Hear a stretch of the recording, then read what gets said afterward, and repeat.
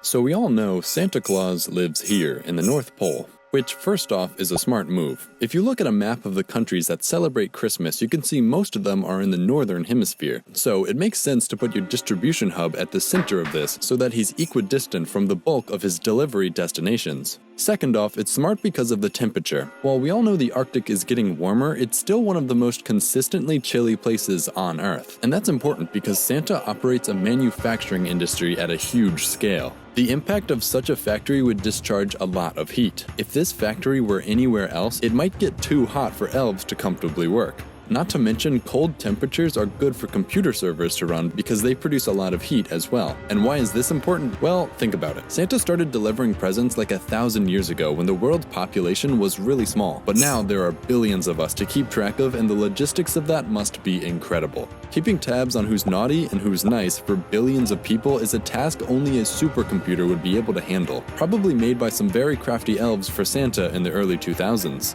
This computer must receive intelligence from elves in order to keep track of everyone all at the same time and calculate good to bad algorithms. Remember, he sees you when you're sleeping, he knows when you're awake, he knows if you've been bad or good, so be good for goodness sake. Which actually means he has constant surveillance in place and you're outputting a constant stream of data for Santa to process. Without placing his servers in the Arctic, this supercomputer would definitely overheat and crash. But this raises the question, where exactly is Santa? Well, first off, it's important to note that it's absolutely necessary to keep the location of Santa's workshop a secret so that no kids can come and see what they're getting for Christmas before they're supposed to. Because of this, we've never learned its true location, but I think I can narrow it down a little. So, taking a look at the North Pole, we can see that it's actually water, not land, and that's no good for building a factory on. So, it would have to be on some of the land surrounding the North Pole. I'm going to assume that it's at least near the water though for several reasons. First, this would give Santa easy access to cargo ships importing raw materials necessary for making toys. And second, with so many elves working here, you need to feed them somehow, and a coastal manufacturing plant allows for a fishing industry to exist up there as well, considering no edible plants can grow that far north. So that gives us an area that roughly looks like this. Okay, so real quick, I'm going to rule out this area and this area, as those are the parts that belong to the United States and Russia. Let's face it, if Santa was in either one of these two countries, the military would have found him, probably during the Cold War, and forced him to stop giving presents to the other side. That leaves this area belonging to Canada, Greenland, and Norway. Now, all of these look like pretty good options, right? They're all snowy, close to the North Pole, and so on. But we have to remember that America, these lands were only rediscovered by Europeans around 500 years ago when Christopher Columbus came over. Before that, Native Americans lived here, and they were really cool, but they did not celebrate Christmas, and in fact, no one on this side of the world had ever celebrated Christmas before this point. Think about it. This would have been the perfect place to hide his operations from the entire Christmas celebrating world. What this means is that we're going to kick out Norway and only focus on these two areas. Now, you might think, well, we really can't go any further than this, but you're wrong. You see, Greenland is almost completely covered in glaciers, which are more icy than snowy, and that just isn't what Santa Claus is all about. Also, you can't build a factory on top of a glacier because those move, and any factory built here would be destroyed within a few years. So yes, the only place Santa could be is here in northern Canada. But where?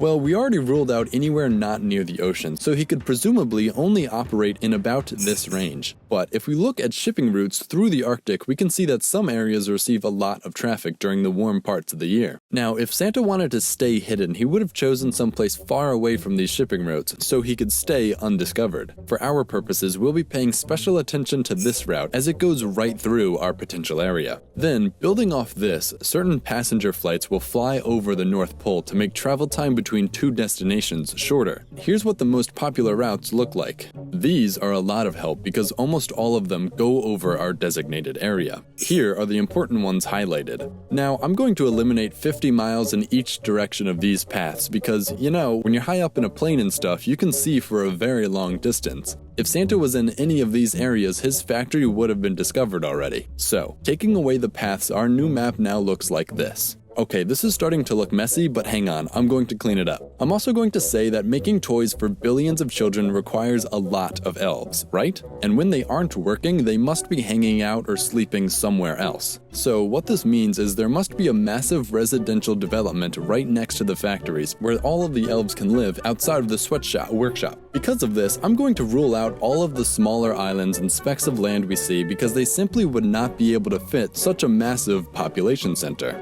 Okay, so now we have these few areas left that Santa could be operating from. Except there are also weather stations built throughout the Arctic so that us people living further south can know what the weather will be in advance. Here's a map, but for time's sake, we'll make this fast. These all would require construction teams and engineers and land surveyors and people to operate them throughout the year, and this surely would have threatened Santa's secrecy. So any area within 100 miles of a weather base we'll say cannot also contain Santa's workshop.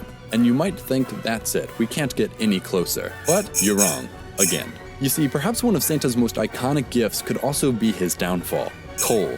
Think about it. In order to give coal to kids who were bad, and I can assure you there are a lot of these sorts of kids, Santa would need to be located near a coal deposit and have elves mining it year-round. So all we need to do is look at where the coal can be found in the Arctic and overlay that with our pre-existing map. And there you have it. The only place Santa's workshop could be are these two locations. Now, between these two, I believe I know which one Santa's factories, homes, fisheries, coal mines, distribution hub, and all the rest is located. I believe that